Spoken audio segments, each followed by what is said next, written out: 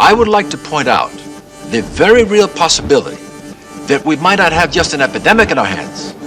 We may have a case of germ warfare. I must request that we go into a stage 1 alert. Hello, and welcome to the Video Psychosis podcast. This is episode 14. I'm your host, Strong Knots. With me today are several guest speakers, which is a little bit different from what we usually do on the show. We usually have one guest per episode. The last episode of the show, you may have noticed we didn't release an episode in April. We were supposed to have Shay Mossfin on the show to talk about Black VVideo, and we had some problems recording through Skype, so we ended up recording through a Facebook call, but the audio didn't come out very good. So unfortunately, we're not going to be able to release that episode, but we're hoping to record with her again in the future. For anybody who doesn't know about Black VVideo, please check them out. Wonderful VHS distribution company run by Shay, and they've put out a couple of titles so far. Executioner the Musical, this really funny shot on video, released on public access TV sort of horror musical comedy by Scott Granke. You can buy the VHS on their Squarespace, and I recommend it. It's really, really funny. If you like shot on video films, if you like public access stuff. It's short. It's probably about 30 minutes or so. Definitely worth getting. It's got some trailers on there for some other Scott Granke films, like the Ramboner Trilogy, which will be coming soon. Check out their website, and definitely give some support if you can. I highly recommend buying Executioner the Musical, and Shay is doing some excellent work, so hopefully we'll be able to have her again on the show in the future. Now, for today, I mentioned we're going to have several guest speakers. This is going to be a short segment. As you know, we've been living in the age of the coronavirus, so a lot of people are staying at home. A lot of people aren't able to work right now. For those of you who are able to work, hopefully you're out there staying safe and everything with all this craziness going on. So what we're going to do today is talk about what we've been watching during the self-imposed quarantine. Now, I've got several of my guests who have appeared on the show before. 7 different speakers. They're going to come and tell you what they've been watching for the last month. And I'm going to spend the rest of the show talking about what I've been watching. Now, I've watched over 60 movies this month, so the films I talk about are going to be cut down to a small selection of the choice goods, and give you a little bit of perspective. Talk about a few different streaming websites I've watched. But first, we're going to go into my guests. So I'm going to let Will Vargas from episode 3 of the Video Psychosis podcast take it from here. Hi, on this 6th week of apocalyptic self-isolation and working from home, what's been keeping me sane during this time? It's basically, I've been watching a lot of trash. Trash cinema has profoundly helped me keep my shit together during this time of unease. Lots of Star Wars ripoffs and lots of Mad Max ripoffs. So I've been watching Star Crash, been watching Battle Beyond the Stars, been checking out The New Barbarians, Escape from the Bronx, 1990, The Bronx Warriors. Also been watching some Tobe Hooper, my favorite man, number 2 only to John Carpenter, I've also been watching some of his stuff. So Life Force, of course, checked out The Thing, checked out They Live. I did that as a double feature. That was a lot of fun. And I'm going to dive into the Planet of the Apes series pretty soon. So, yeah, all good shit and keeping my brain together. So that was Will Vargas from episode 3. We're going to move now into a guest from episode 4, Justin Talley, host of Hotel Broslin. So let's see what Justin's been watching. Hey, my name's Justin. I was on episode 4 of the Video Psychosis podcast, and I just want to say that I hope everybody that's listening right now is safe, healthy, and doing well overall. And I want to thank Strong Knots for inviting me back on for this special segment of his lockdown edition. And so now here are some of the films that I've watched during this very strange period. And the first 2 films are actually recommendations from Strong Knots, the first of which being The Hagstone Demons, starring Mark Burchard, and Saint Bernard by Gabriel Bartolos. The latter of the 2 is absolutely batshit crazy, super ambitious, and plays out like a nightmarish fever dream. Next is Satan's Storybook, a shot-on-video horror anthology that I actually thought was really fun and well done, all things considered. And then Robo-Vampires. I fucking hated this movie. Didn't enjoy it at all. Actually have a lot to say on it, but now's neither the time nor the place. Next, I actually watched Ken Burns' documentary on baseball, of all things. I'm not a baseball fan myself, and I think I've seen one game my entire life, but I really like history, and Ken Burns is the kind of documentarian that can take a subject matter that you know nothing about or even care anything about and really bring it to life. I really liked it, and I really look forward to seeing his documentary series on Vietnam when I get the chance. Alright, so I don't want to overstay my welcome here, but I do want to talk briefly about what I'm calling comfort films, for lack of a better term, and these were repeat watches for me, for whenever I needed just a pick-me-up or a guaranteed solid good time.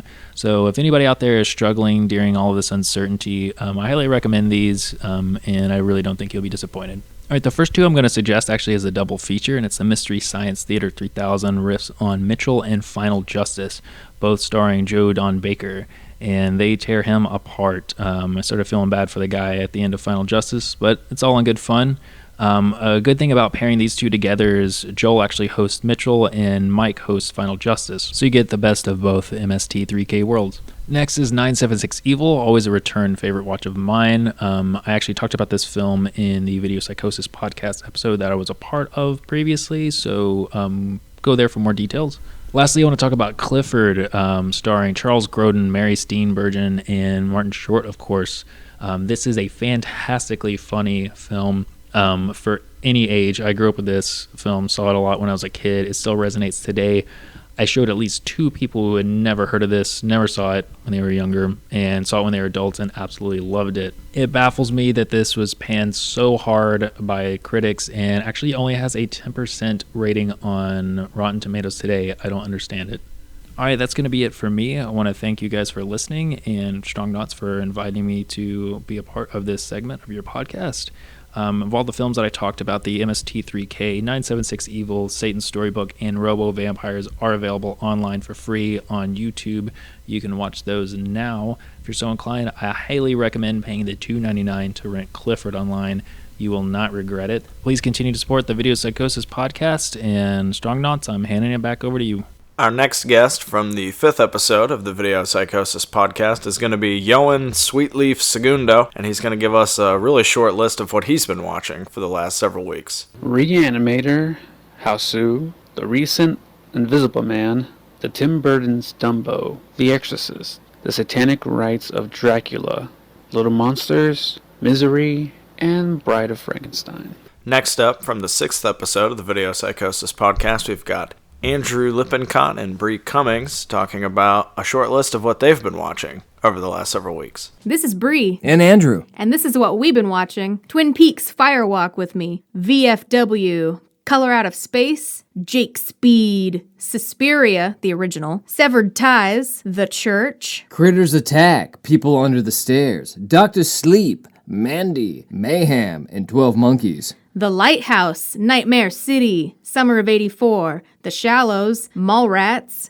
PCU. I like Airheads, Once Upon a Time in Hollywood, The Ruddles, and Nightcrawler. And we're gonna go watch Knives Out, so we're out of here. Next up, we've got Tori Sinclair from the 9th episode of our show. So since lockdown, I've watched Train to Busan, which I actually can't believe I put that off so long. It definitely won me back for zombie movies. I watched In the Mouth of Madness, Dead Ringers, Killer Workout, a movie called Room, not the one you're thinking. It came out, if not this year, then last year. It's kind of like a fringe horror fantasy movie. Tammy and the T-Rex, Outbreak, which is way better than I remembered it being. It's got like Dustin Hoffman, Morgan Freeman, and every 90s actor you could think of in it. A Deathbed, The Bed That Eats. Been watching the older Outer Limits, Cowboy Bebop.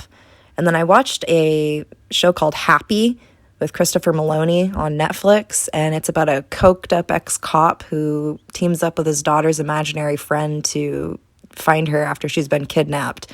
And it's super bonkers. I fucking recommend that one 100%. So I miss you guys, and I can't wait to get back to somewhat of a semblance of normality. I hope everyone's being safe and stays healthy. Love you guys. Our next guest from episode 10 of the show is the almighty Dormarth. Alright, so this is stuff Paul Malleck, Dora Martha's been watching since quarantine. Dr. Faustus, old ass fucking shit. It Happened at Nightmare Inn.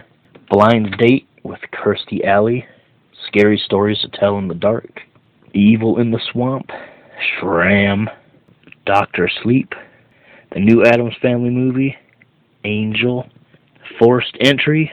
Torture Garden. Zombie Brigade. Midsommar. Dead Creatures. The Spell. And then, of course, I've been watching a whole bunch of pandemic shit. Meat Market. Wreck. Nightmare City. Blood of the Beast. 28 Days Later. 28 Weeks Later. Shaun of the Dead. Undead. Premutos, Lord of the Living Dead. Warning Sign. Zombie 6, aka Absurd. Let Sleeping Corpses Lie. The Vineyard. Vengeance of the Zombies. And Panic. So that's what I've watched pretty much in the last month. And our last guest here to tell us what they've watched for the last several weeks is Vince Ynzunza from episode 12. Hello, this is Vince from Pacific North Weird, and while in quarantine, I've been enjoying a number of DVD box sets. Number one would be the late 70s, early 80s TV show The Incredible Hulk, starring Bill Bixby as Dr. David Banner, and Lou Ferrigno as his angry green counterpart. And it's a fun show. And if you watch one of the really early episodes, you get to see the Hulk pick up and throw a grizzly bear across the forest. I've also been watching the entire series of The Partridge Family. That's a wonderful show, a little edgier than the Brady Bunch, so check that one out. And I've also got several seasons of the quirky 90s TV show Northern Exposure. It's not available for streaming. Like you have to have it on DVD to watch it. It was the Twin Peaks that you could bring home to mom. Well, anyway, hope you're all enjoying your quarantine. Stay indoors. Television will save us. Alright, so there you have it. 7 of our guests from the show have stopped in to tell us what they've watched for the last month. I'd like to thank all of them for coming on and talking to us and sharing with us. A few films actually are going to be discussed here shortly. I'm going to start off now by talking about what I've watched for the last month or so. And like I said before, I've watched a lot of films, so I tried to narrow my list down to the essentials. And I'm going to start off here with a segment about a director named Alex de la Iglesia. Now, if you don't know anything about Iglesia, he's a Spanish filmmaker, really interesting. When he was younger, he worked in comic books, and I think that kind of shows if you watch his movies, because they all have a really bombastic, over-the-top quality to them. Almost kind of cartoonish in places, and it definitely shows. Iglesia was born in Bilbao, town in Spain, and there's actually a reference to that in one of his films called 800 Bullets, spaghetti western tribute, where one of the characters says that he claims that he's a proud citizen of Bilbao, and people keep asking him, like, why would you want to brag about that? I've seen a few of his films before, like The Day of the Beast, probably his most famous film, The Bar. His second to last film came out, I think, 2017, something like that. So we're going to kind of skirt around those and 800 Bullets. I'm going to talk about what I've watched in the last month here. We're going to start off with Mirindas Asesinas, Killer Mirindas. This is a short film that Iglesia made, and it was his first real film project. It's about like 10 minutes long. You can find it on YouTube. There's no English subtitles, but you can find them online, so I highly recommend checking that out. It's a really funny, dark comedy short, and Iglesia has done a lot of black comedy in his work. This film, it played the Alcine Festival in Madrid in November 1990. And interestingly enough, this short film marks the first of 15 collaborations that Iglesia would do with his co-screenwriter Jorge Gerasi-Chavarria. Only, I think, 2 of Iglesia's films have not been co-written by Gerasi-Chavarria, but they've worked together quite a lot. Great combo, those two. And an interesting thing about this short film, the basic story is about this guy in a bar who orders a Mirindas, which is like a sort of fizzy, almost like soda drink. He talks about how much he loves Mirindas, and then people keep coming into the bar and getting on his nerves. So this guy, played by Alex Angelo, just starts killing off people coming into the bar because they get on his nerves because he's kind of losing his mind. He kills the barman, and he makes one of the patrons of the bar take his place and get behind the counter and serve him drinks. This is a really funny short. Alex Angelo, the main character, he would act several times for Iglesia, and that's one thing we're going to talk about here on the show. A lot of cast and crew that have worked with Iglesias have been regulars in his work. Alex Angelo was also in Acción Mutante, Day of the Beast, Dying of Laughter. So a lot of the people that he's worked with, there's several actors that he's done at least 1 or 2 films with, like several actors. So we're going to try and focus more on actors that he's used 3 times or more, because there's so many people that have been recurring faces in his films. There's only 5 actors in this short film, but 2 of the other actors would go on to work with him again. There's Saturnino Garcia, who's also in Acción Mutante and Day of the Beast. Probably the most used actor that features in this short is Ramon Barea, who's also in Mutant Action, Dying of Laughter, Commonwealth, 800 Bullets, and The Baby's Room. Pretty early on, he got an idea of the people that he liked to work with and will continue to work with over the years. Like I said, this is just a short film, but I recommend checking it out. It's only about 10 minutes long. Which brings us to Iglesias' debut feature, Acción Mutante, Mutant Action, which was released in February 1993 in Spain. Never really got like a US release, but it played the Philadelphia International Film Festival in 2003. And interestingly enough, Pedro Almodovar, the famous Spanish director, had seen Mirindas Asesinas and believed that Iglesias was an upcoming talent, so his production company El Desio helped put up the money to make this movie. And parts of it were shot in Iglesias' hometown of Bilbao. Now, there's several actors here that are actually regulars in Almodovar films, like Bibiana Fernandez from Matador, Law of Desire, High Heels, Kika. You've also got Rossi de Palma from Law of Desire, Women on the Verge of a Nervous Breakdown, Tie Me Up, Tie Me Down, The Flower of My Secret, Broken Embraces. There's also Esther Garcia, who was in All About My Mother, Talk to Her, The Skin I Live In, I'm So Excited, and some others. And this film also marks another group of actors that would work with Iglesias several times, like Juan Viades, who's in Commonwealth, 800 Bullets, The Ferpect Crime, The Last Circus, Jimmy Barnatan from Day of the Beast, Dying of Laughter, My Big Night. Jose Arrizabalaga, who's in this film and Day of the Beast, was actually the art director on about 8 of Iglesias' films, who also works with Biafra, an art director on about 9 of his films, production designer on 7 of them. He's had an uncredited performance in about 7 of his movies.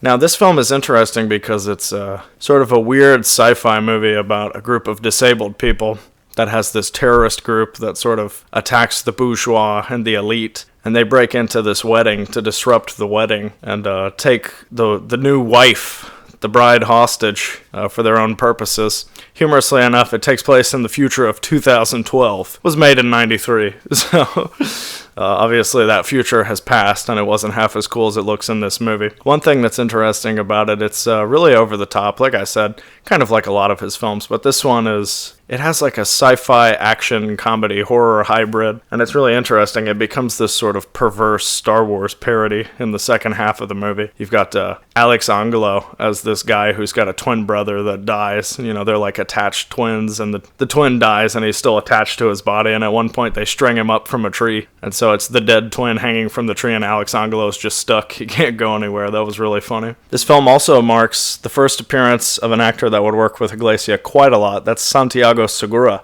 star and director of the Torrente films. He's in this film, he's in Day of the Beast, Perdita Durango, Dying of Laughter, The Last Circus, As Luck Would Have It, Witching and Bitching, My Big Night. They've worked together quite a lot. I would say probably one of his most used actors. And I recommend this film. I had actually requested it for a streaming website called Cinephobe because I couldn't find the film anywhere. It's never had a Region 1 DVD release. It was released a long time ago on a 4-pack of films with Liquid Sky, Mad Foxes, and The Revenge of Billy the Kid, this goat movie, which is a pretty strange choice to throw in with those other films. But unfortunately, it hasn't really had like a major US release. I think Jeff Films put out a DVD in the early 2000s, but that's impossible to find. And I recommend this film if you can see it. For anyone, if you caught it on Cinephobe when they streamed it, I did a video introduction for it where I talked about the career of Alex de la Iglesia, and it was fun to finally see this movie. I'm really glad that they chose my film and played it on there. I'll talk a little bit more about Cinephobe later though. But now we're going to move on into the next film by Alex de la Iglesia, and that's Perdita Durango. This film was released in Spain in 1997. Never got a theatrical release in the US. It was released on video here in 1999. They changed the title to Dance with the Devil and edited a lot of the content in the movie, unfortunately. This was Iglesias' third film, and for a lot of people it marked a turning point in his career. A lot of people thought it was kind of a sellout move, more traditional kind of film. Honestly, it's a pretty fantastic film. I don't understand what all the confrontational sort of attitude about the film was, because it is really good. Javier Bardem plays one of the two main characters in the film. Humorously enough, he turned down Santiago Segura's role in Day of the Beast, but he worked with Iglesias on this film. And it's him and Rosie Perez, and they're sort of like a lovers on the run sort of couple that are doing cult sacrifice rituals in Mexico with a couple of kidnapping hostages. And their characters are actually loosely based on the true story of these two people, Adolfo Constanzo and Sarah Aldrete. Interestingly enough, Rosie Perez's character in this film is the same character played by Isabella Rossellini in David Lynch's Wild at Heart. Both of these films, Wild at Heart and Perdita Durango, were written by Barry Gifford. Initially, the director Bigas Luna was supposed to direct this film. He made the excellent 1987 film Anguish, but that didn't work out. And there's a lot of interesting things going on in this movie. Even though it was somewhat dismissed when it originally came out, it won 2 awards at the Goya Awards. You know, you've got an acting role from Screamin' Jay Hawkins, who's always fun to watch. You can't not put Screamin' Jay Hawkins in a movie that's about voodoo. Alex Cox, the director of Repo Man, appears in this film. He's also in a later film of the directors called The Oxford Murders. And this is the first of 2 times that Damien Bashir from The Hateful Eight and several other films would act for Alex de la Iglesia. He's also in a short segment he did for the Words with Gods anthology. And yeah, this is just a really fun movie. The Robert Aldrich film, Vera Cruz from 1954, features pretty prominently at one point in the story. And at one point you can see Yuratsuki Doji, the infamous hentai film, playing on TV at one point. So definitely recommend this one. It's really strange. You've got a great role from James Gandolfini as this wily coyote type of character who, like, within the first minute of seeing him in the film, he gets hit by a car. He gets beat up a lot throughout the movie. And I've been watching a lot of James Gandolfini's work recently. Been rewatching The Sopranos. I also rewatched In the Loop and Get Shorty and some other stuff he's been in. Miss that guy. A great talent. But Perdita Durango, definitely check that out. It's a really bizarre, off-the-wall movie with a lot of sex and blood and Herb Alpert music, so definitely worth seeing. Next film up that we're going to talk about, this is Muertos de Risa, Dying of Laughter. This was Iglesias' 4th film. It was released in March 1999 in Spain. Never had a US release, like a lot of his films. Iglesias actually has a little cameo in this movie. And once again, there's a lot of his regular actors in it. You've got Antonio de la Torre, who was in Day of the Beast, The Baby's Room, The Last Circus, As Luck Would Have It. Maria Esquarino, who is in Commonwealth and The Baby's Room, along with another actor, Rodolfo Sancho. He's in both of those too. Ramon Choruca, who's in Day of the Beast and Crimen Perfecto. You've got Sancho Gracia, who's in Commonwealth, 800 Bullets, The Baby's Room, The Last Circus, Eduardo Gomez, another actor who's in this film. This is actually one of several films that Flavio Labiano would shoot for Iglesias. He also shot Day of the Beast, Perdita Durango, and 800 Bullets. They didn't work together after 800 Bullets, but the films he shot for him definitely all worth seeing. Pretty great stuff. This film is interesting because it's basically about these 2 comedians who sort of get a comedy act where it's basically the fat guy and the skinny guy, and the skinny guy's always slapping the fat guy, and people think this is just the funniest thing ever, and it becomes this huge act. They even make a cereal for kids, you know, where that's the commercial for it is like somebody slapping the other person saying, "Eat this cereal." The 2 comedians grow to resent each other. And because of this rift between the 2 comedians, essentially the more popular their act becomes, the more they sort of fight with each other over who's the more talented one, and they're at each other's throats, constantly feuding, and one of the actors like plants drugs on the other one so that he can get the upper hand and be more famous, and then it leads to this great scene where they're sort of feuding with each other, and one of them is paying women to like party in the window at his house with loud music blaring and sex noises on a tape that he plays really loudly so that the other guy will think that he's, you know, having a ball in there, but really he's just making a lot of noise to drive the other guy crazy. And it's just this really strange story that gets even weirder as it goes along. Highly recommend that. Really funny film. Santiago Segura is one of the 2 leads. Their names are Bruno and Nino. Gonna move on to the next film, La Comunidad, Commonwealth, from 2000, was released in September 2000 in Spain. It played a couple of film festivals here in the US the next year in 2001. This is actually my favorite film of his. Really, really great movie. Great tension, well-paced, great performances, really funny. The lead actress, Carmen Mora, she was in a few of Almodovar's films, probably most famous for Women on the Verge of a Nervous Breakdown. She would act again for Iglesias in his next film, 800 Bullets. She actually won the Goya Award for Best Actress for this film. And this is a sort of Hitchcockian movie, which even references Hitchcock. At one point, you can see bits of Saboteur and North by Northwest in there, also some Polanski references. Aside from just Carmen Mora, you've got other regular actresses of Almodovar like Marta Muro from Law of Desire and Labyrinth of Passion, Kitty Manver from Pepe Lucy Bomb and Other Girls Like Mom, What Have I Done to Deserve This, Flower of My Secret. And here you also notice some more of Iglesias' regular actors like Terrell Pavez, who is in Day of the Beast, 800 Bullets, The Baby's Room, The Last Circus, Witching and Bitching, My Big Night, The Bar, probably one of his most used actresses, maybe the most. And then you've also got Enrique Vien, and he's probably the most recognizable actor aside from Santiago Seguro that's been in a bunch of Iglesias movies. He's the guy who has like that sort of cock eye. He was also in Day of the Beast, Ferpect Crime, The Last Circus, Witching and Bitching, My Big Night. This film was shot by Kiko de la Rica, who also shot The Oxford Murders, The Last Circus, As Luck Would Have It, Witching and Bitching, Iglesias' segment in the anthology film Words with Gods, and a documentary called Messi about the football player that he made in the early 2010s. Another interesting thing to note, this film was edited by Alejandro Lazaro, who edited this film as well as 800 Bullets and at least 4 other films by the director. Like I said, Commonwealth, probably my favorite film of his because it's a really interesting, twisty mystery film. Carmen Mora plays this sort of, not necessarily like a real estate agent or basically like the person who shows you an apartment before you move in. She's like the sort of guide, and her and her husband, he's recently been fired, so they're kind of on the outs, and she's living in this apartment that she's supposed to be renting to people. She finds out at one point that one of the upstairs neighbors has died, and the cops come, and they go inside his apartment, and it's just filled with rubbish everywhere, and it's totally disgusting. But all the neighbors in the tenement are really kind of interested in what happened, because it turns out years ago, this dead tenant won the lottery, and all of his neighbors in the apartment building have been waiting for him to die so they can get their hands on the money that he won from the lottery. And Carmen Mora kind of accidentally stumbles into this and finds the money,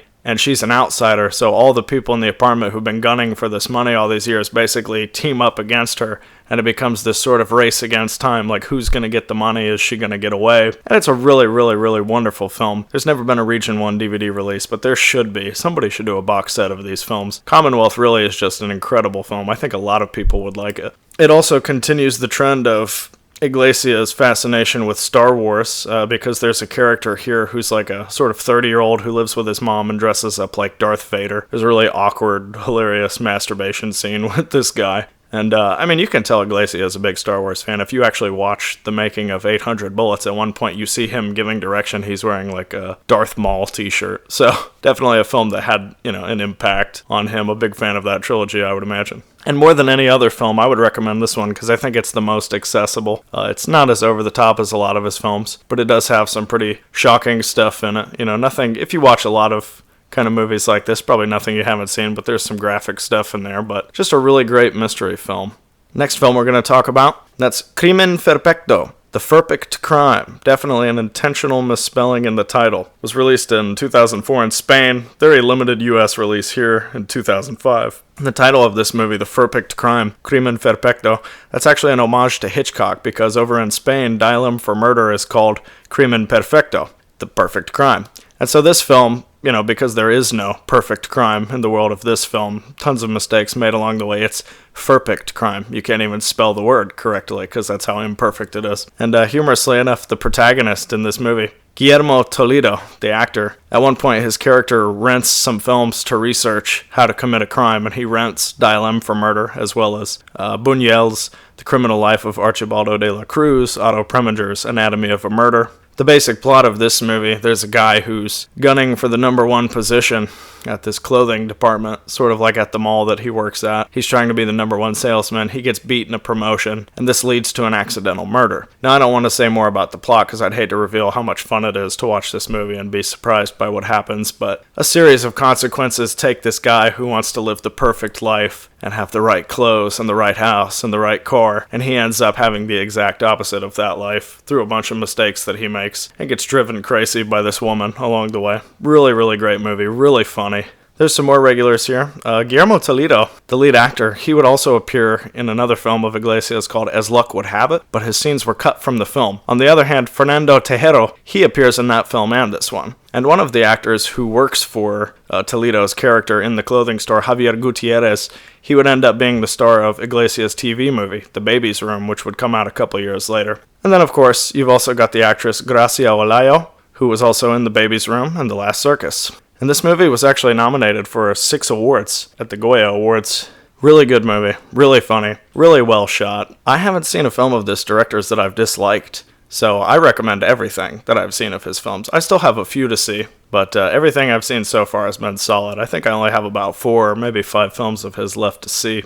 If you can find this film, definitely check it out. It's available online. That moves us into the next film, The Baby's Room, from 2006. I won't say too much about this one. It was a made-for-TV movie, which was part of a series in 2005 that was a reboot of an old 60s Spanish horror show called Stories to Keep You Awake, created by Narciso Serrador, who wrote and directed a lot of the episodes of that show, sort of like a Spanish Outer Limits, Twilight Zone kind of thing. And basically in the early 2000s, they wanted to bring it back, so they had all these directors make their own short films as part of a series to play on the TVE channel. Serrador, who worked on the original show, actually made one of these movies. And this isn't like a spectacular film. I would probably call it my least favorite of the films that I've seen of Iglesias. It's basically about this couple who moves into this big old house, and she just had a baby. And, life is sweet, but then there's something in the house. And, the husband gets this little TV monitor to keep an eye on the kid and sees a weird figure moving around in the house. And it drives him crazy. And, he's, the next thing you know, he's arguing and fighting with the wife. And she moves out. And he's buying more and more monitors to keep track of what's moving around in the house.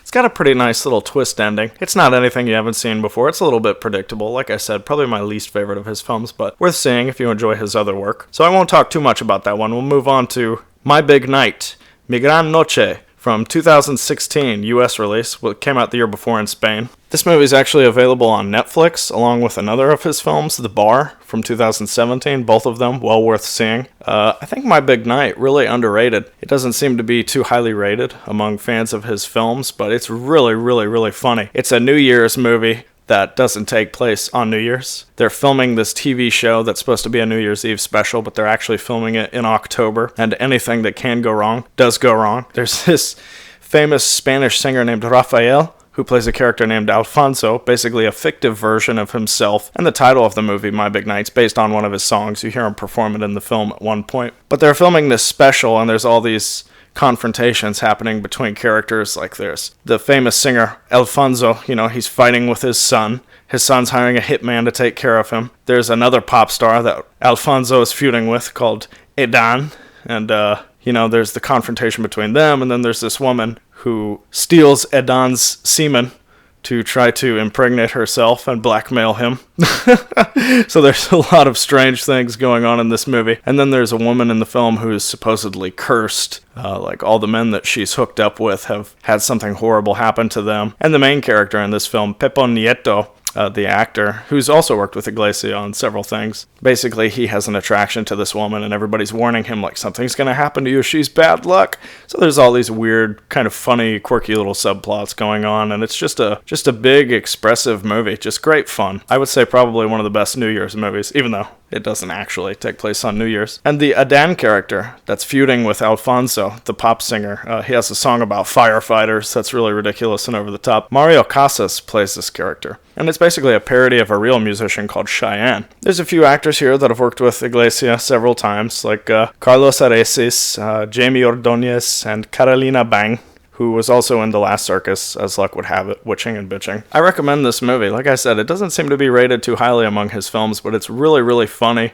very charming. Got a lot of laugh-out-loud funny stuff in it. I think people would really enjoy this movie. It is currently available on Netflix, so check that out. The last film we're going to talk about here is Iglesias' newest film, and that's Perfectos Desconocidos, Perfect Strangers, from 2017. This is actually a remake of an Italian film from 2016 directed by Paolo Genovese. Some interesting trivia about the Paolo Genovese film. It's actually the most remade film in history. It just came out 4 years ago, but there's been 18 versions of this film that have been released in the 4 years since then. There hasn't been an English remake yet. The Weinstein Company optioned the rights for that remake, but I think we all know what happened there, so there's no guarantee that'll be coming anytime soon. Interestingly enough, the Italian version differs just a little bit from this. It's got basically the same ending, but it's slightly less optimistic in that film. Here, it's a little glossed over to give the characters a sort of happier ending. That's still a little dark, but kind of a little bit happier. And there's a really dark character reveal in the Italian version of this film about a manslaughter that's left out of the Spanish version, probably because that takes it a little too over the top, makes it hard to relate to this character. And this was actually the third highest grossing film in Spain in 2018. It was hugely successful over there. The basic plot is that a group of friends gets together for dinner and decides to play this game where they all put their phones on the table. And anytime a call or a text appears, somebody else has to read it out loud so they can see what their secrets are. Because they're sort of sharing with each other how technology is taking over their lives and, we all rely on our phones, but we're all hiding something. So basically everybody's secrets come out to the light, and there's some great misunderstandings and lots of weird, crazy stuff that happens. Really great movie. It's also a film that uses a lunar eclipse as a sort of catalyst for how these people's lives are about to unravel because, on the night of a blood moon or a lunar eclipse, the dogs start acting crazy and people are crashing their cars and everything goes haywire. So to see these friends' lives unravel because of this little cell phone game they play. Really interesting film. It's one of those single location films for the most part. It takes place almost entirely in a living room or a dining room as these people are just having dinner. Lots of dialogue. Almost feels like it could be a play. But I highly recommend this movie. I think it's very relevant, really funny, great cast. Iglesias usually works with the same actors recurringly. The only actor he really uses here that's been in his other films is Pepon Nieto, who I just talked about from My Big Night, is also in Witching and Bitching. And he's worked with Iglesias on a television show that he's been doing called 30 Coins. Definitely check out this film. Check out all of these films. Like I said, I think The Baby's Room probably the weakest of these, but they're all pretty wonderful aside from that. And I do recommend Day of the Beast, 800 Bullets, and The Bar, even though I didn't talk about those here because I saw them before I recorded this. This is just stuff I'm talking about that I've seen recently, but I've been getting really into his films, and I still have several to see. But now, I'm going to talk about some other stuff that I've been watching for the last month. I'm not ordinarily a big fan of streaming sites. I occasionally watch stuff on Netflix or Shudder. I used to use Hulu a long time ago because they had that fantastic Criterion section. And of course, Criterion has their own streaming channel now, which is pretty great. But lately I've been streaming a lot of stuff, primarily Tubi TV, because I just found out about them within the last 7 or 8 months or so. And they have an amazing selection on Tubi TV, so I'm going to talk about some of the films I've watched on there recently. I definitely recommend Tubi. It's a free site. You don't have to pay anything to watch films there. There are commercial interruptions that vary between movies. Some movies you might only get 1 or 2 commercials. Some you might get 4 or 5, depending on the length of the film. But that's not a detriment in any way. I definitely recommend this channel. They've got an incredible selection. Tons of cult, action, horror, exploitation, obscure comedy, foreign films, lots of incredible stuff on Tubi. I mean, they've got popular streaming services like Netflix beat, as far as I'm concerned. There are a lot of great films that you can see on Tubi. Shout Factory actually has their own channel. I think it's the highlight of the whole network because there's so many amazing films on there. And I've watched a lot of films on there. Like I said, the selection is truly remarkable. There's a lot of films I've watched like Shut Up Little Man, An Audio Misadventure, Revolver by Sergio Solima, The Banker with Robert Forster, Gargoyles, the 70s film with Cornel Wilde, He Walked by Night by Alfred Worker, technically mostly directed by Anthony Mann. Lots of incredible stuff on there. But I'm going to take a highlight on a specific group of films I've watched that I've liked the most. So I'm going to start off by talking about Eurocrime films, Italian crime films, Poliziotteschi. Been getting really into this genre this year. I just saw... For years, it's something I've avoided, but I finally saw Enzo Castellari's Street Law last year, and I loved that film so much that I've been trying to see as many of these kinds of films as I can. Since then, I've watched other films like Franco Prosperi's Meet Him and Die, Umberto Lenzi's Almost Human, The Tough Ones, Ruggiero Deodato's Live Like a Cop, Die Like a Man. But I've seen a couple good ones on Tubi TV, and you can watch them right now. There's a great documentary from 2013 called Eurocrime, the Italian cop and gangster films that ruled the 70s. This is a must-see documentary. If you want to learn anything about polizioteschi, and if you want to hear from people who actually worked on those films, actors, directors, even the people who dubbed the films in English, this is just a must-see documentary. It's really funny, really engaging. You'll learn a lot of stuff about the genre. It's got a lot of clips from the movies. Definitely worth checking out. One of the best films I've seen this year. So check out the Eurocrime documentary. That's available on there right now. And also I want to talk about The Big Racket, another Enzo Castellari film with Fabio Testi. This is a really, really good movie. Very violent. Sort of the prototypical cop being held back by his superiors, so he can't fight crime and criminals the way he wants to, so he takes vengeance into his own hands, and he betrays his superior and quits the force so that he can have this violent shootout with a youth gang in the last 20 minutes of the film. A great movie. The Big Racket is excellent. There's a really great scene where Fabio Testi is in his car and it gets pushed down a hill, and the camera's inside the interior of the car as it's rolling down the hill, and you're watching Fabio Testi hold on to the roof for dear life as glass is shattering around him and stuff like that. Really fantastic. It's also got a small role for Vincent Gardenia from Little Murders and The Little Shop of Horrors. Really funny actor. I'm a big fan of his. Definitely recommend The Big Racket. I mean, it's a glorified B-movie, but it's just so well put together and so entertaining. I don't see how anybody, if you're a fan of crime films and just down and dirty, grimy, gritty kind of flicks, stuff like maybe The Friends of Eddie Coyle, or Straight Time, anything like that, or if you like movies like Dirty Harry or The French Connection, where these films got their influence from, but made it their own sort of twist on that genre, definitely check out The Big Racket and a lot of these other films. Highly recommend that. And Castellari is a director who I've watched several of his films since I first saw Street Law last year. Like I watched a Western he made called Go Kill and Come Back, also known as Any Gun Can Play. Keoma, really excellent spaghetti Western he did with Franco Nero, Woody Strode. High Crime, this is another film with Franco Nero, Poliziotesco. Also watched Escape from the Bronx, which Will Vargas mentioned, part of the post-apocalyptic trilogy along with 1990, The Bronx Warriors and The New Barbarians. Castellari, a director I really like. I still need to see The Heroin Busters, several other of his films, The Inglourious Bastards, but really like his films. Really interesting guy. Another film that I watched on Tubi that I really liked, David Holtzman's Diary from 1967, directed by Jim McBride, who also made Glenn and Randa, The Big Easy. He did the reinterpretation of Breathless, the Godard film from the 80s with Richard Gere, which is actually an excellent film. Very underrated. The main actor in David Holtzman's Diary is L.M. Kit Carson, who is actually a screenwriter. He wrote the screenplay for Paris, Texas and Texas Chainsaw Massacre 2, which he also did a song on the soundtrack for. And he's great in this movie. It's basically about a guy who buys a camera and starts documenting his life to sort of understand what it's about. But because of the intrusive presence of having a camera with him everywhere, it kind of destroys his life, kills the relationship with his girlfriend, drives him kind of crazy. And at the end of the film, he gets his camera stolen and loses all of his equipment. So he doesn't really have a film anymore, and he wonders why he even started doing it in the first place. Really great movie. Really funny. Kind of experimental. Definitely worth seeing. Wonderful film. Next up, Top of the Heap from 1972, directed by Christopher St. John, who also wrote and produced this movie. This was his only feature film until a few years ago. He made a documentary called A Man Called God. And this is a pretty strange film because, it kind of not necessarily blacklisted Christopher St. John, but there were issues with the production company, Fanfare Productions. It sort of got him a reputation as a troublemaker in Hollywood, and he didn't work again for a long time. Now, Christopher St. John, he acted in Shaft, the original film with Richard Roundtree, and was also in a film called Hot Pants Holiday. Great title. Never seen it. I'm sure it's not good. But he didn't really have the biggest career, He used his money that he made from working on Shaft to make this film. And it was nominated for a Golden Bear at the Berlin Film Festival. It was even invited to play in the Director's Fortnight at the Cannes Film Festival, but the director of Fanfare Productions, Joe Solomon, was not happy with this movie. He wanted a straightforward blaxploitation film, and instead he got this experimental sort of social drama with a lot of surreal imagery and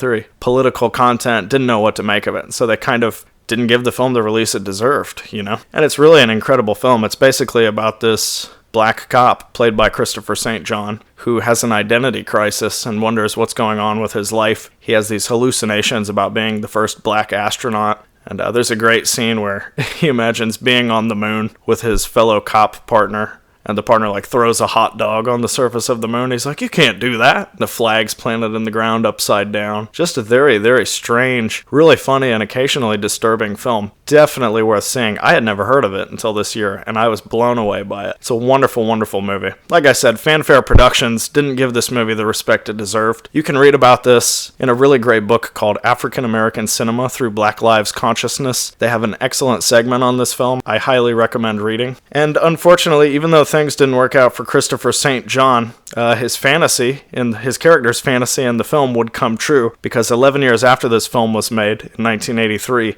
America would see the first black astronaut. That's Guion Bluford. At least there's somewhat of a happy ending to this story here, but it's a shame that Christopher St. John was never able to make another movie, aside from that documentary a few years ago, because this movie just is incredible. I would have loved to see more of his output, what he would do next, and I highly recommend this one. Next up, a film that Paul Malleck mentioned earlier, Schramm, from 1993, by Jörg Buttgereit. Now, Buttgereit is the director of Necromantic 1 and 2, and Der Todsking, The Death King. I would have to say this is my favorite film of his. I've only seen 3 of his films. I still need to see Necromantic 2, but this is by far my favorite. He had actually made at least 10 short films before Necromantic. Kind of hard to find and see. The lead actor in this movie, Florian Gustorf, he actually played a drunk in Necromantic 2. And in this film, he plays a serial killer. And I believe the subtitle of the film is like Into the Mind of a Serial Killer, and it's definitely true, because you watch this guy hanging out in his apartment, working out, casually killing people, giving his friend a ride to this mansion where she's doing some weird stuff for these rich people. Probably the most famous scene from this movie features the lead character nailing his penis to a board, sort of like in that Bob Flanagan documentary, but not real this time around, luckily. Still pretty hard to watch, pretty gruesome. This movie was shot on 16mm. It's just barely over an hour, so you definitely have time to watch this. If you like films like Henry, Portrait of a Serial Killer, this is right up there with that. Extremely disturbing, really great cinematography. It's really well made. I think it's heads and tails far above Necromantic and The Death King. It's just an incredible, truly bizarre movie. Almost pretty artsy compared to those films, even though, Buttgereit would make fun of art films in Necromantic too. And humorously enough, after he made this film, he wouldn't make another feature for 16 years until he released Captain Berlin vs. Hitler, which was basically a filmed stage play that they put on DVD based on a 1982 short film that he had made. But in the meantime, while he wasn't making films, he did work on several projects, so it's not like he just disappeared. Yeah, Schramm. It's a pretty one-of-a-kind movie. A lot of masturbating in this movie. If you like that, you'll love this. But definitely check it out. It's truly one of a kind. Really great film. Next up, we've got Night Tide from 1961, directed by Curtis Harrington with Dennis Hopper. This is a sort of unorthodox little black and white horror film. Definitely would make a good double feature with Carnival of Souls. It's very atmospheric. It's got a lot of great, early 60s scenes of the beach and the carnival. Basically, Dennis Hopper is this sailor who falls in love with a girl who plays a mermaid in this carnival act. But is she really a mermaid? And whatever happened to all those boyfriends she had?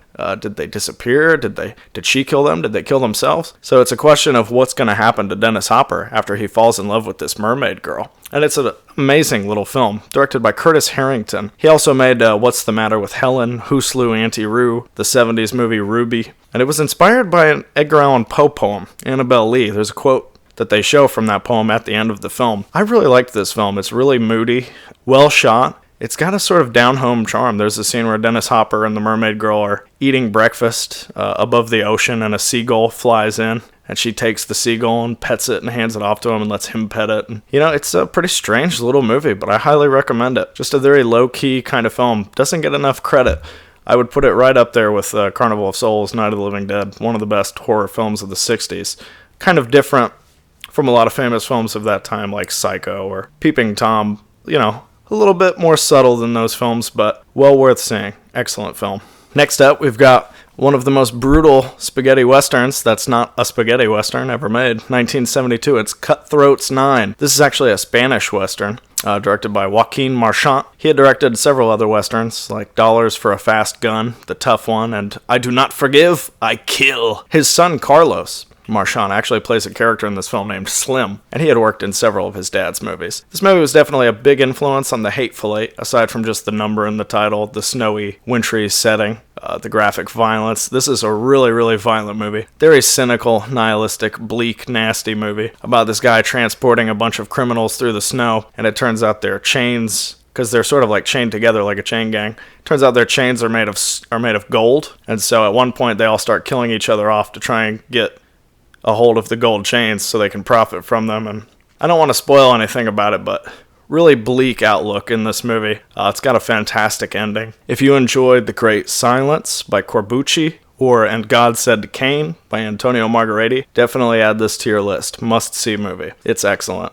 Next up is the Beaver Trilogy Part 4 from 2015 by Brad Besser. Now, the Beaver Trilogy, series of short films that Trent Harris made. Basically, if you're not familiar with these films, he had met this kid in a parking lot who liked to do impersonations. This kid told him that he was going to be doing a show where he sang an Olivia Newton-John song dressed up as her, but he was going under the name Olivia Newton-Dawn. And, he insists in this short, he says, I'm not gay or, into dressing up as women or anything. I just think it would be really funny. So this kid goes and does this talent show where he dresses up like Olivia Newton-John, and it ostracizes him in the community. This was originally going to be shown on public access, this little short film, but they thought it was too uncomfortable to play on TV. And something about the film stuck with Trent Harris because over the years, he ended up taking that film and remaking it as a fictional version. First, he did it with Sean Penn, as the kid, the Orky kid, and then he did a version of it with Crispin Glover. And these three short films were all combined into one, called the Beaver Trilogy, which played film festivals in the early 2000s, and it's probably one of the most famous underground movies ever. It's really popular, really great stuff, from the director of Ruben and Ed, Plan 10 from Outer Space. And the Beaver Trilogy Part 4 is basically a documentary asking whatever happened to the Orky kid. What happened to that kid? Was he actually ostracized by the community in real life? Why did Trent Harris keep returning to this film and remaking it with different actors? And this documentary explores the truth of what happened. It's kind of heartbreaking in places, but it's also a really nice film that kind of breaks the fourth wall. It's not just about the Beaver Trilogy. It also talks about Trent Harris's career and how things didn't work out with Ruben and Ed. The whole Letterman fiasco with Crispin Glover in character promoting a film that nobody would see for another few years. And it talks about him traveling around the world and what he's been doing with his life and whatever actually happened to the Orky kid. It was director Brad Besser's second documentary after The World of Z. It's narrated by Bill Hader, obviously the famous comedic actor from Superbad and the HBO show Barry. Definitely worth checking out. If you've seen the Beaver Trilogy and you like that film, this is a must-see because it kind of dives into that pool and you get to learn so much more about the true story. And like I said, it is really heartbreaking in places, but it has this optimistic quality that I think is really amazing. And definitely a great documentary. One of the best films I've seen this year, for sure. So check that out. The last film I'm going to talk about for my 2BTV segment, Class of 1999, directed by Mark L. Lester. Came out in 1990. Obviously, this is a sequel to Mark L. Lester's previous film, Class of 1984, but kind of updated with a post-apocalyptic setting. Story kind of similar to Battle Royale. In the future, students are out of hand, and they must be stopped. I think it takes place in 2010 or something like that. So this is another film, sort of like Action Mutante, where the future has already passed for us, but it was filmed in Seattle. Really interesting. And Mark Lester had made other films like Truck Stop Women, Bobby Joe and the Outlaw, Commando with Schwarzenegger, Showdown in Little Tokyo. This is just a really enjoyable B movie. It's got an incredible cast. You got Malcolm McDowell, Stacy Keach, who I'm a big fan of. We're going to talk some more about him later. Pam Grier. You got Joshua John Miller, that kid who looks like he never aged from River's Edge and Near Dark. You got John P. Ryan, the star of It's Alive, It Lives Again, 3 O'Clock High, The Wachowskis, Bound. You got Patrick Kilpatrick, who I think his first acting role was the Toxic Avenger. He also appeared in Nicholas Roeg's Insignificance, Remo Williams. And this is just like I said, it's a really fun B movie. It's not anything that's going to change your life, but it's got some great gore, some funny dialogue. Like I said, amazing cast. And it gets really, off the rails in the last 20 minutes. So if you enjoy just really over-the-top sci-fi action sort of hybrid films, and this is for you. And it was actually Pam Grier's first film she'd made in a while because of an illness she had that kind of kept her out of working for quite some time. So this was her sort of, not necessarily comeback, but her return to the screen after a period of, sort of disappearing. So that was nice. And it is a fun movie. I recommend it. Like I said, there's a lot of great stuff on Tubi. You can also see films like Jess Franco's Venus and Furs, The Killing of Satan, this insane Filipino film from 1983. Definitely check out Tubi. They've got an incredible selection. I see a lot of people talking about them on Facebook, so it's good to see that obviously they're a little bit more popular and sort of the fan base is growing for them, and I really hope that they continue doing the excellent work they have been doing. So that's what I've been watching on Tubi. Now, another streaming site that I've been watching, Cinephobe.tv. Okay, now this is this is an illegal streaming site, but during the course of this quarantine time, basically, this is a streaming site that's been showing really obscure films, really hard to find films, lots of art films, but also, you know, different stuff. Like, I mean, they had an Ari Zal double feature recently with Final Score and American Hunter. The quality of the films they're playing is just incredible. Just an amazing selection of stuff. They've played some of my favorite movies, like Cisco Pike, The Woman Chaser, Deadbeat at Dawn.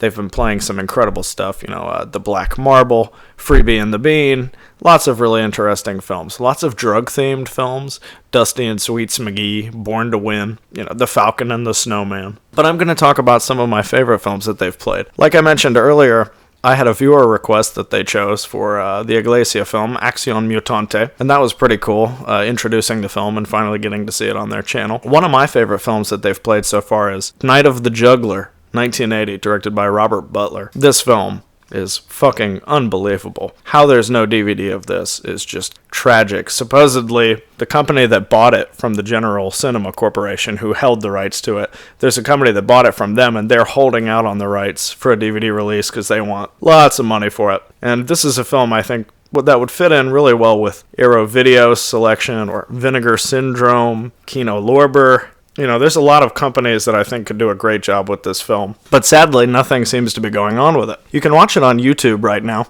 It's basically a really gritty crime movie. James Brolin plays this cop, or ex-cop, and his daughter gets kidnapped in a mistaken identity kidnapping, where this guy meant to, you know, swipe, or the daughter of this rich guy, and accidentally got James Brolin's daughter because they were dressed similarly. And so James Brolin spends the movie literally tearing apart New York to try and get his daughter back. And if you've seen the poster for the movie, there's that great image of James Brolin tearing the city in half. Just an insanely good movie. Really tense, edge-of-your-seat stuff. Great car chases, action sequences. You've got genuine late 70s 42nd Street footage of when New York was a grimy place before they Disney-fied it. And the director, Robert Butler, he had worked primarily in TV before this film. He'd done episodes of The Twilight Zone and Gunsmoke. I mean, he even directed Black Bart, you know, the Blazing Saddles TV show. He had replaced Sidney J. Furie, who was the original director, the guy who made The Ipcress File, The Entity, Little Foss, and Big Halsey. Basically, at some point during a chase scene, James Brolin broke his foot, and they were saying he might have to complete the movie in a cast. And a couple weeks after this happened, Sidney J. Furie resigned from the movie for personal reasons. He was replaced with Robert Butler, and it's a wonderful film. You've got the great Dan Hedaya, you know, from Blood Simple, The Addams Family, about 1 million movies. I'm always a fan of his, like to see him pop up. He's got a great voice. He always just sounds kind of like a little bit mushy, the way he talks. He always sounds kind of pissed off. I love it. Dan Hedaya, man, he's wonderful. And he plays this cop that James Brolin, you know, fucked over back in the day, so he's on the warpath trying to get James Brolin and arrest him. You've also got Cliff Gorman playing the bad guy. He was in The Boys in the Band, All That Jazz, Angel. And this is just, I don't know. If you enjoy late 70s, early 80s crime films, this is one of the best. It's, like I said, it's really tense, and it's just got some excellent stuff in it. And I hope that we'll get a DVD release of it or a Blu-ray release of it soon, because very underrated film, more people need to see it. It's really funny and action-packed. Must-see movie.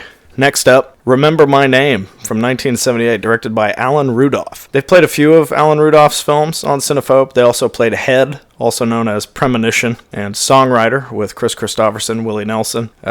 This is my favorite Alan Rudolph film that I've seen. I haven't seen many of his films, but I'd like to definitely check out as many as possible. You know, stuff like Roadie or songwriter, Welcome to LA. This film just blew me away because it starts off as one of those, psychopathic woman gets released from prison and starts stalking a guy movies. It almost like you would think it's going to be like a Fatal Attraction, single white female kind of movie. But out of nowhere, it turns into this great, low-key character study, just sort of almost like indie comedy kind of movie that becomes a romantic comedy out of nowhere. And it's a film about a character that you think is going to do something really heinous or kill somebody, and she ends up, being the likable, rootable character that you care about. So I was really surprised by the direction this movie took. You've got Geraldine Chaplin playing the lead character in this film. She's actually the daughter of Charlie Chaplin and the playwright Eugene O'Neill's granddaughter. She won a couple of awards for her performance here. You might recognize her from a few of Robert Altman's films like Nashville, Buffalo Bill, A Wedding.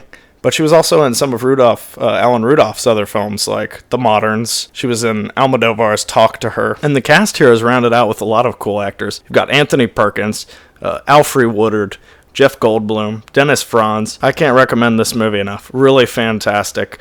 I've never heard anybody talking about this film, and it really demands to be seen. It's very interesting, really funny. Kind of a one-of-a-kind sort of movie. I highly recommend it. Next up, I'm not going to say too much about this one because I wrote a mini review of it for our Facebook page. It's Eggshells by Tobe Hooper from 1969. Check out our Video Psychosis Facebook page and you can read my review of that. But I do want to bring this up at least a little bit because this movie really surprised me. I've seen a lot of Tobe Hooper's films, and for years I kind of wrote this one off as it's his debut film, so I just assumed it was a student film or like college thesis kind of thing. Really, really trippy, experimental, hippie horror movie. Definitely worth seeing.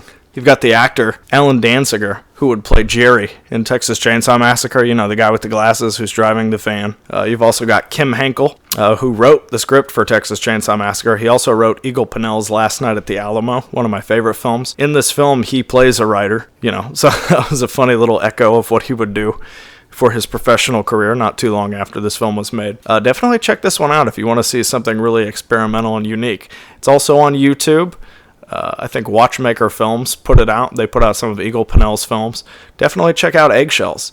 I would like to have seen him made more films like this, actually, because it's just really unpredictable and crazy. I really liked it. Next up, we've got a neglected Robert Altman comedy from 1985, and that's O.C. and Stiggs. First of all, I'd like to say I didn't actually watch this on Cinephobe, but they did stream it. I'd had a DVD of it for years, just kind of been putting off watching it. I'd always heard conflicting things about it, thought it sounded interesting. So I'd like to thank Cody Lee Hardin for actually recommending this movie. He programmed it, or it was part of a video that he did for a movie theater, where he was talking about films he really liked. And so I decided to finally check it out. And I thought it was really great, really underrated. It's an interesting film because it's just as clever as it is crass. And I think sadly most people just see the crassness of it. I mean, how could you not? It was adapted from a story in National Lampoon magazine. The studio basically just wanted a generic 1980s teen sex comedy. But Robert Altman hated those movies, so he wanted to do a satire of them.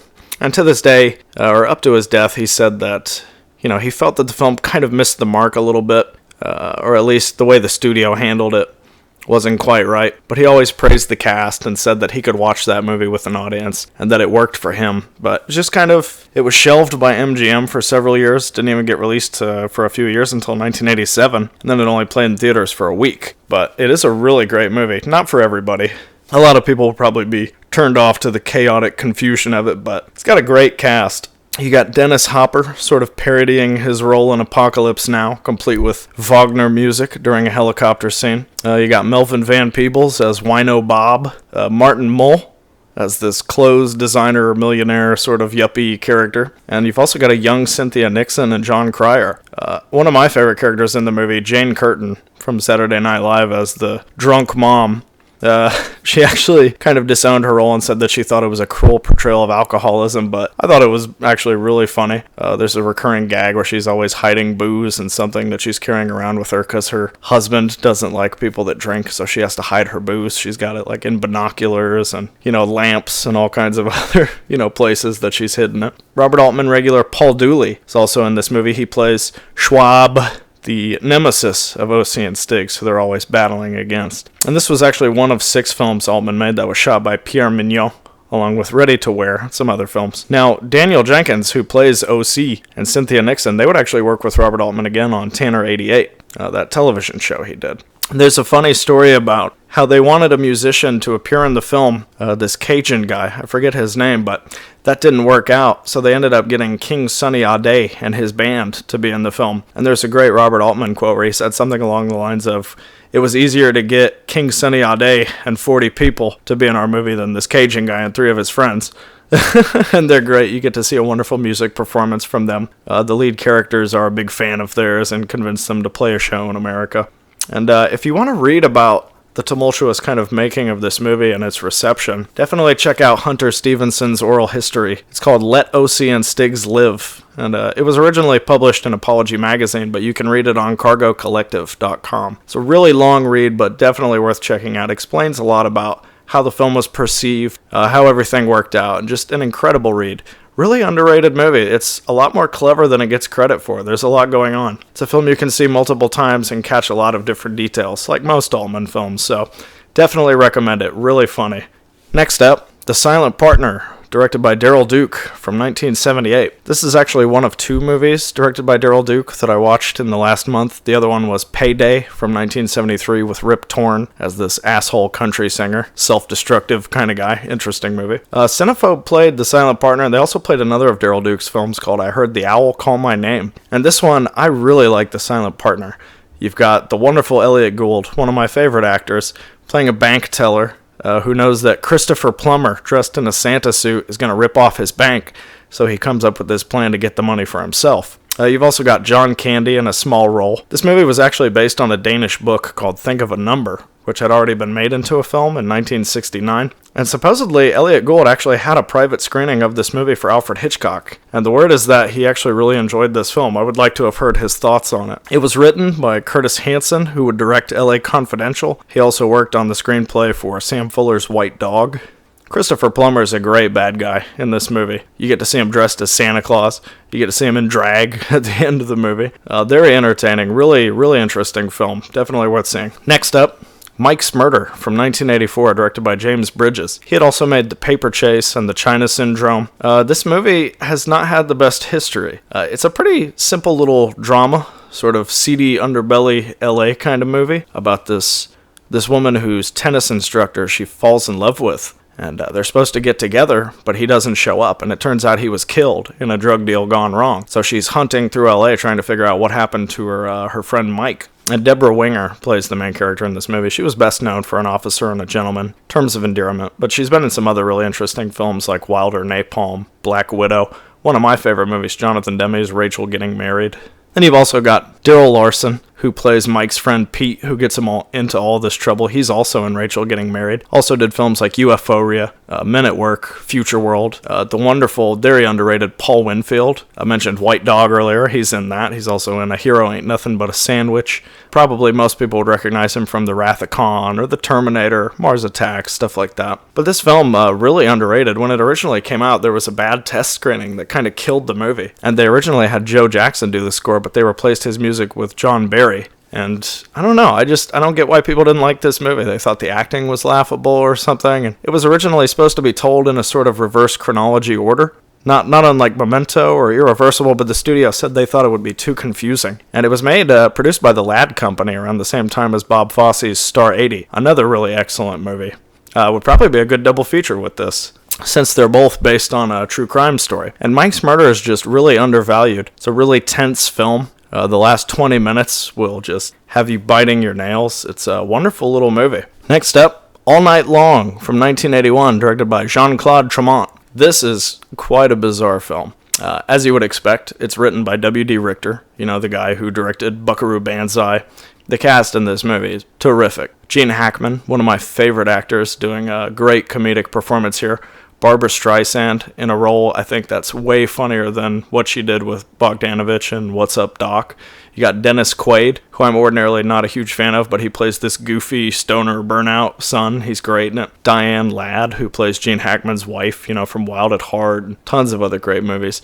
You've got a lot of a couple underrated character actors here, like William Daniels from 1,000 Clowns, The President's Analyst. I always think of him as Austin Tucker from The Parallax View, one of my favorite films. You've got Chris Mulkey, probably best known to people as Hank from Twin Peaks. The making of this film is actually pretty interesting. It's a really unorthodox, sort of eccentric early 80s comedy. Basically, the plot's not anything you haven't seen before, but it's just a really cute, fun, frequently laugh-out-loud funny movie about this guy who loses his job, gets demoted to being a store manager after he worked for this company for a long time, and he falls in love with, one of his neighbor's wives. And so he gets together with her, and it makes him a new man. Not a story you haven't seen before, but really, really funny, because the guy wants to be an inventor, and he makes like a remote-controlled vacuum and stuff like that.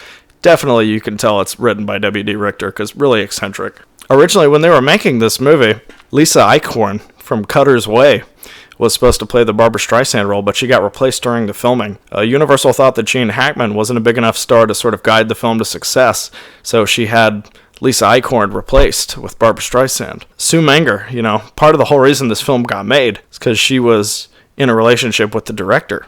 Basically, she was a driving force behind this film in a way that a lot of people probably don't even know. And it is an underrated movie. Seems to get a lot of slack. A lot of people don't like it, but I thought it was really enjoyable. Really, really fun movie. Highly recommend it. So, there's a lot more films that Cinephobe has played that I'd like to mention. Like I said, their programming has been really on point, so check it out while they're still on the air. They've played some other excellent stuff, like In My Skin, French New Extremity film, which is more of a character study. Really intriguing film by Marina DeVan. The Rubber Gun by Alan Moyle. Great Canadian comedy about a commune of druggies. Sort of reminded me of this Australian film, Pure Shit. Just a great, great movie. Really funny. Stephen Lack is terrific.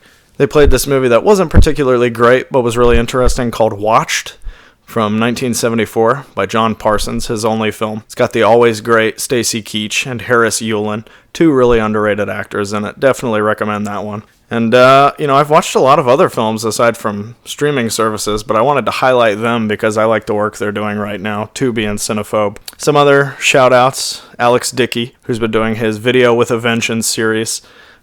Watched Bio Kids, this insane Filipino movie from 1990. That was really entertaining. Some other films I've seen, Jeremiah Johnson, True Believer from 1989, Lone Star, the John Sayles film. I watched the pre-release version of The Big Sleep by Howard Hawks, Fassbender's Martha, rewatched The Harder They Come by Perry Henzel, which I hadn't seen in a long time, and Women on the Verge of a Nervous Breakdown by Pedro Almodovar. Lots of terrific stuff that I've seen over the course of the last month. I wanted to take the time to say thank you to all my friends who have appeared on the show. A lot of people who are out of work right now. Hopefully that'll all pick up soon. All this stuff will blow over. All this social distancing and self-quarantining hopefully will be over with soon. We can all get back to living our regular lives. I know it's been a pretty stressful time for a lot of people, so anybody who's tuned into the show, thanks for listening. I hope everybody out there is safe and taking care of themselves. I'd like to dedicate this show to two people. One of them is the actor Alan Garfield, who recently passed away from the coronavirus, actually. And he's just a really underrated character actor. I'll always think of him as Max Wolf from Get Crazy, one of my favorite films. But he's also in tons of great stuff, like The Cotton Club, Deadhead Miles, Busting. Just tons of great films with him. One of my favorite actors, so he'll be sorely missed. And I'd also like to dedicate this show to an ex-coworker of mine, Ernie Ramos, who was a really nice guy, really friendly, really funny, great sense of humor. He liked comedy movies. He actually also just passed away from coronavirus, and sadly he leaves behind a couple of kids and his wife, so this is a pretty serious thing. I know we all joked about it when it started happening, but now it's turned into this huge thing, and everybody out there just stay safe and take care of yourself and make sure that you're here for us tomorrow, because we value our listeners, and we just wanted to say thank you for everything, for tuning into the show. For anybody who's been impacted by this, we wish you nothing but the best. So with that being said, that's going to conclude the 14th episode of the Video Psychosis podcast. Once again, I'm your host, Strong Knots. Everybody out there, take care of yourselves, be safe. You'll hear from us again soon. But for now, goodbye.